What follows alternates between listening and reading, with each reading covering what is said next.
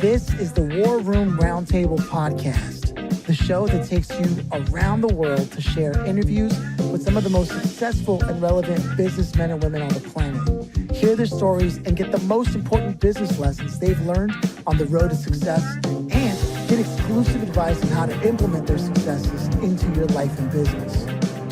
The War Room Roundtable is brought to you by your hosts, Jason Miller, CEO of Strategic Advisor Board, and Phillip Lanos, CEO of Own the Rhythm, and former podcast host for Entrepreneur and Inc. magazine.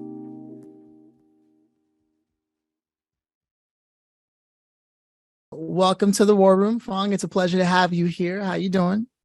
Doing well. Yeah.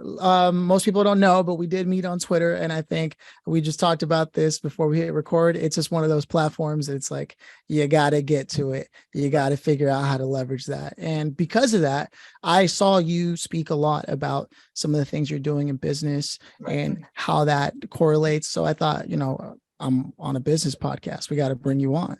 And sure enough, you responded, and that's just how easy it was. So for the sake of time, but also for context, what was your origin like? Did you grow up around entrepreneurs, or was it the corporate sort of world when you were growing up? Gotcha. I'd say definitely corporate world and or no entrepreneurs in general, right? So again, just a quick background about myself. I actually was born in Vietnam, so grew up here in the States, but my parents, I think, were the typical type of immigrant story, right? And so grew up, went to school, went to work in the corporate setting. And then while I was in the corporate setting, I kind of said to myself, I don't know if I could do this for the rest of my life. We worked with a bunch of large corporations. You knew that there needed to be change in these corporations. And then you saw kind of where it fell by the wayside and all the good stuff, right? So I think after a couple of years consulting for large firms who were on the brink of bankruptcy, I kind of said to myself, hey, you know what, let me put my hat into this entrepreneurship ring and actually help small businesses, right, be able to leverage the knowledge that I know and to hopefully be able to create a better outcome from than what they would have beforehand, right? Because again, when you're in the corporate slug, it's a very slow moving type of vehicle. And now the work that you do specifically, I mean, from what I have here in my notes, you've created data visualization solutions for the Marines, for campaigns and with NYU, and in general help small businesses obtain like $1.5 million in financing. So this was your first venture, or like a number 4 in the process? So I would say this is my first venture, but it's all of the iterations, right? So at the end of the day, and again, kind of going back to my background in general, I worked for a larger consulting firm back in the day, and I worked within the corporate restructuring department, again, helping bankrupt companies try to live another day, right? And as I saw that, I was like, hey, you know what? Again, these small businesses and all types of sorts of people probably kind of need the knowledge that we're kind of given, right? But the most important thing that I realized is after kind of talking to the large stakeholders, right? The C-suites, the chief technology officers, et cetera, treasury secretaries, what I realized was, hey, you can give them all these facts, data, everything about their company, right? But it doesn't really matter unless you can tell that story in a very compelling way. So I used my knowledge in kind of the corporate finance type of setting and said, hey, I wanted to start a company that combined the data, finance, and then the design side of it as well. So you'll kind of see the disparities between, hey, you sound pretty analytical, and then hey, this is the creative process that we go through, right? And I think when you have those two ends together of combining data and then just compelling design for its stories, you get a much more robust picture for any type of organization. And so at first we started only with design, right? Because that's kind of what our team knew best. And when I say our team, I was not the designer, but I worked with a bunch of designers. And then we kind of progressed our way through saying, hey, we see that you have a lot of data sets that you could use, right? And so how can we best, one, analyze that data set, but then tell it to your stakeholders that actually would care, right? Whether it be the C-suite or maybe a board or other type of stakeholders. So that's kind of how you see the progression of like us doing campaigns for NYU, and then we're doing data visualizations for the Marines, right? And then as we were kind of, the big clients definitely help keep the lights on in the organizations, right? But we do work with smaller SMBs as well. That do roughly $1 million or more in revenue, right? And within these particular companies, we're doing the same thing of consulting them where can they best utilize their marketing and design, right? What type of data sets can they utilize to understand their customers better? But then what I also saw was, hey, your operations are working really well, right? There's actually not that much of, not much more that you can do at this current point, right? There's always something more that we can do, but as a small business, you're doing the best you can. And what's really holding your business back is the lack of financing options that's available to the current business. And so that's kind of how I dipped my hat in the financing side as well, because like I know the company inside and out. I know what their cost structure is. I know how they generate revenue. The question is, how do we actually get them to the next level? And I kind of said, hey, because I know you guys so well, right? Let's start doing some financing opportunities. And so I actually do a bit of financing, and I've kind of raised money for them as well. And then we've also helped them get larger loans, right, from a variety of different sources. So at the end of the day, right, the companies can actually have the ability to operate their business at a lower cost structure than maybe they would have on a more outside kind of market initiative. So that's kind of the roundabout way of how all these things tie together, right? All very disparate type of I guess maybe like services, right? But then they all have this interconnecting part of, one, how can we just make businesses better and actually get straight to the point, right? Like at the end of the day, we want to help folks grow, and sales, understanding your data, and then financing are the best ways to do it. Yeah, no, it sounds like you're in the business of money in quite the literal sense, right? Where it's like, usually some companies will only offer analytics, and that's that. And why would a small business care for that? They don't even know what's going on. They're like, I'm just trying to keep the lights on. Right. And then we're talking about developing systems and processes and cost structures and being clear about what they are, right? That's the other thing. And that's you knowing what their entire operation looks like, because you had to get the analytics, right? And the best way to do that is by putting the systems and processes in place necessary to capture those data points. And then, of course, it's like, well, now that we have this information and we presented it in a compelling way, which is where the design component comes in, this is all obviously an effort to get money. Now, not only do I believe it's worth investing in your company, but I believe I can get other people who can see this information, consider it relevant, and give you money to help scale and grow your operation. Did I understand that correctly? Yeah, that is 100% correct, right? And I want to actually touch upon the last part, is that I think right now we sometimes are very lucky to be in the networks that we are, right? And how I started to actually raise money from other folks, right, on behalf of these small businesses, is because I recognized that my friends wanted to have good returns, right? And they wanted to diversify their investments that were, that some had them in stock options in the companies that they worked with. Some had them in equities. Others were buying houses, et cetera. But it doesn't matter, because they still had a portion of their, assets that they wanted to invest in other ways, right? And so really, I kind of thought it was a win-win, because the company itself was offering a very good rate of return, right, for these financing opportunities. So our network had it, so why not put two and two together? And knowing the business inside and out, I think really helped kind of more of the private financing option, just because you know, there's one thing if somebody comes to you and they say, hey, I have a really great opportunity for you, right? Like, here's the high level, like, just trust me, like, just do it, right?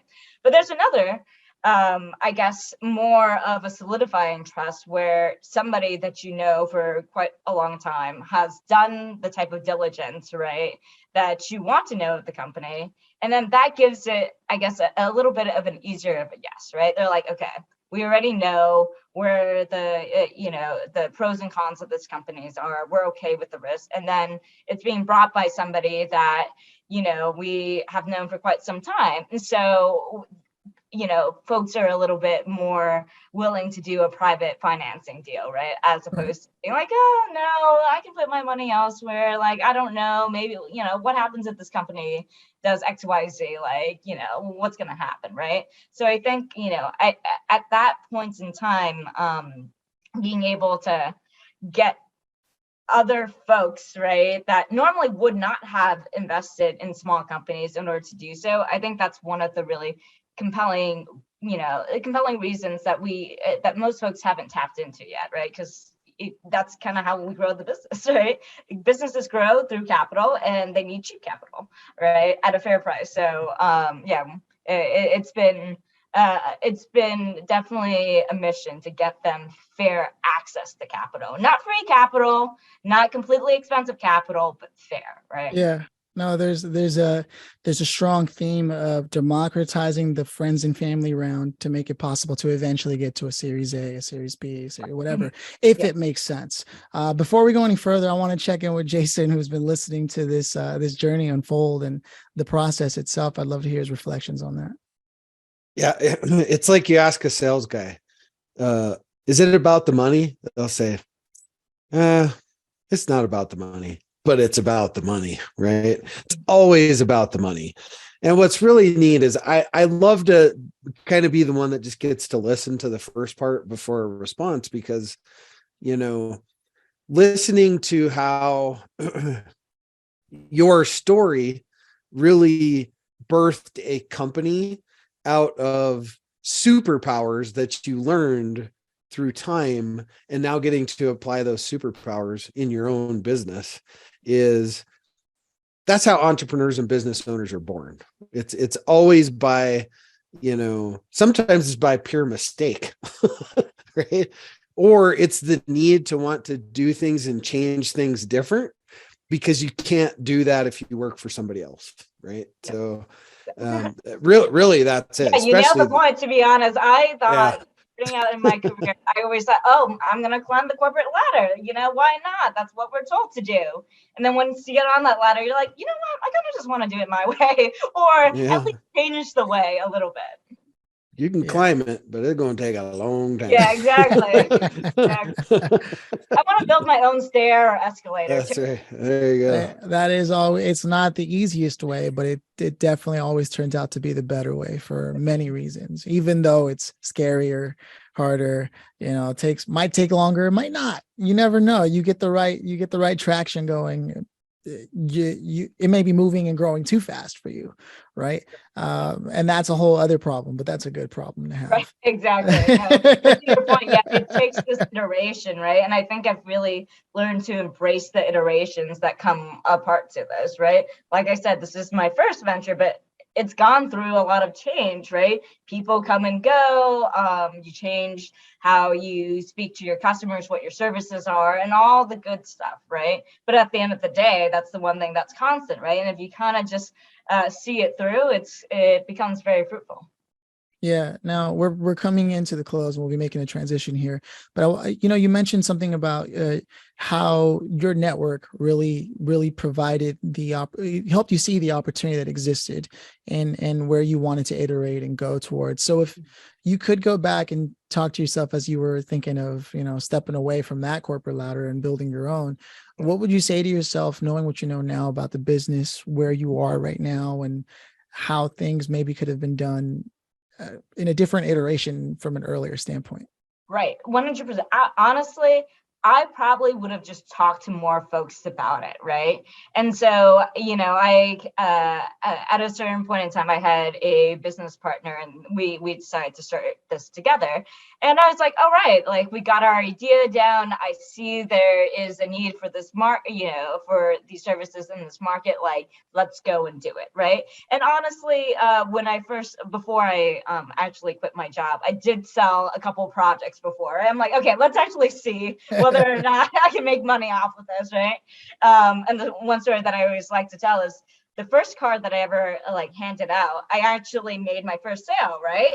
And so what I would say going back is that don't take that first line of success as the end all be all of like, this is concrete, this is exactly what's it, right? Take it as a note, take it as a data point, right? But also recognize other things that can change and evolve with it, right?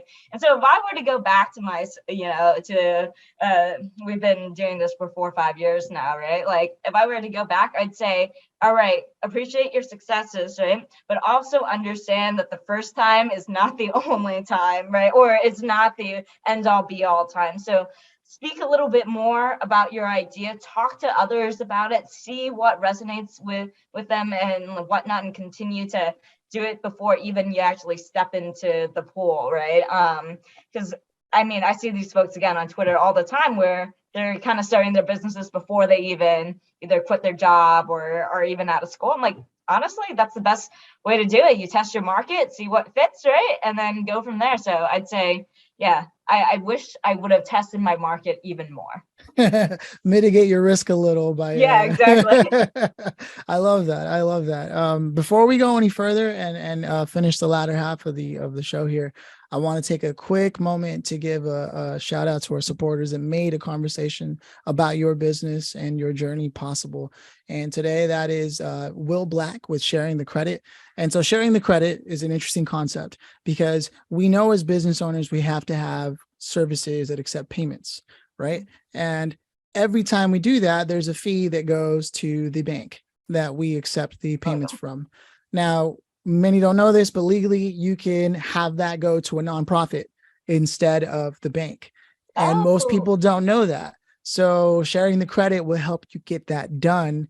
You can stick it to the man, right? Which is the bank or whatever that means, right? But also you get to create more impact as an entrepreneur. And what do entrepreneurs love to do? Hey, you can add philanthropist to your resume if you do that. So you can go to sharingthecredit.com, let them know the War Room sent you, and they'll take care of you. So with that said, Phuong, where can people connect with you, preferably for you? And what should they know about connecting with you? One note they could send you, or what thing that you might be working on that you want them to check out? Awesome. Okay, so I think the best way, and lots of folks we've been talking about it, right? It's definitely Twitter. I personally, if you just go to follow my Twitter at PN_partners or at Partners & Co. We're on Twitter there. You can also find us on LinkedIn, but yeah, definitely much more active on Twitter, and also our website, www.partnersandco.com or Partners and Company, whichever one you want to put. It all goes to the same place. So website, Twitter, LinkedIn, we're all there. Love that. And now the grand finale, drum roll, please. As you know, you're not gonna beatbox this morning. No, it's a thing we're really back and forth on this show. We're missing out.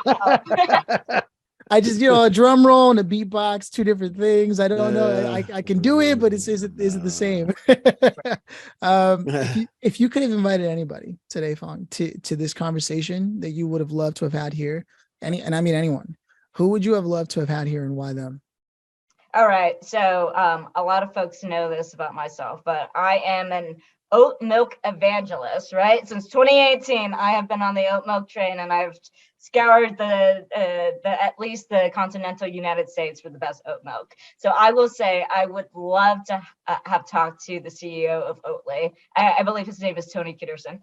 But again, the way that he's revamped the brand, the way that now it is a huge market category, and also, I'm gonna say like their stock performance hasn't been doing that great right now, but learning how you go from the height of, oh my gosh, this is the most popular thing at this current moment, to, hey, we're going through some like growing pains, right, and struggles at this current time, and just recognizing how he's, handled all of those moments. I think that would have been a truly very, very interesting conversation. We're gonna have to find a way to get him on. And I personally drink a lot of oat lattes. It's Oh, because really? I'm in Los Great. Angeles, Okay. I won't ask you what your favorite brand is, but I'm hoping it's the one that I mentioned. Absolutely true. It's one of those things. It's so Los Angeles, it hurts. I remember I when I had first moved to New York, we could say like oat latte in LA, but they're like a latte with oat milk. Like it's very specifically different in New York as it is. I think it's catching on more, because they say cafe latte, whereas out here in LA, you can just say latte and everyone understands what you mean. It's really weird, but it's totally like spoiled brat coffee, like, I should just be pouring myself a 30-cent cup of black coffee, Oh my gosh, the fact that that is kind of the default setting now in LA, I'm blown away. I cannot wait to New York City, to be honest. I'm on the same boat as you are. Yeah. Oh man, I got to make sure that I say oat milk when I get my coffee, when I get my latte. We need that. It's because everybody out there is like, yeah, let me get a coffee light and sweet. And everybody knows exactly what they mean. But look, Phuong, it's been an absolute pleasure having you on. We don't always have a lot of time to get to know people, but for me, this is one step closer to building a solid network, not only on Twitter, but with good people. And that's what this show is about, is helping take business learnings and helping people avoid those pitfalls. And you definitely spoke to that today with helping people understand how to mitigate risk and how much it's worth it. And this is coming from someone that does data analysis for a living and helps companies find the capital necessary. So don't take it with a grain of salt. But it is tradition around here for Jason to close us out, so I'm gonna let him do that. Awesome. Well, yeah, gosh, it was great to have you on the show. I love the corporate to entrepreneur and business owner story, right? Because there's a lot of that for sure. There's a ton of it. And I just have to give a little personal shout out, because we had somebody on the show last week, and I don't know if you have children or not, but I have young children, and screen time is like a big thing. And there's this company called Tony's, TONIES, and they make this cool little toy that it's a box, and then they have the different characters. You put the characters on top, and it's interactive, no screen. We get our kids away from the screen time back into play in a whole different way. And for me, it's, I thought it was really cool. So I'm like mentioning it now on some of the shows because it is a thing that a lot of us as parents go, hey, here's an iPad, go sit there and shut up. Right. It's like, we can get away from some of that. And that's, I just wanted to mention that company because it's really is a great little company. But other than that, thank you for being here. Thanks for taking 25 minutes out of your day. We all have the same 168. And I appreciate you taking the time to come share your story and share some good enlightenment in your field with our audience. Right. No, I appreciate being here. Thank you for having me all. Again, to what you said, Phillip, love just connecting with folks, regardless of the medium or where or when. So I'm going to say thank you for having me from New York, but I know we have LA, and I'm not sure where you're from, Jason, but yeah, I think we're all connected, just not in the same place. And it's beautiful and wonderful. Yeah. Awesome. No, yeah. It's a pleasure. Jason's in Boulder, Colorado, in case you are curious. Yep. And honestly, really, it's just been a pleasure. So thank you for stopping by. I'm the baloney in the center. There you go. That's fantastic. Representation of all folks in the U.S. right now. Or that's so true. That's so true. Wow. Oh, anyway. All right. All right. Love the bologna sandwich. Right. Later.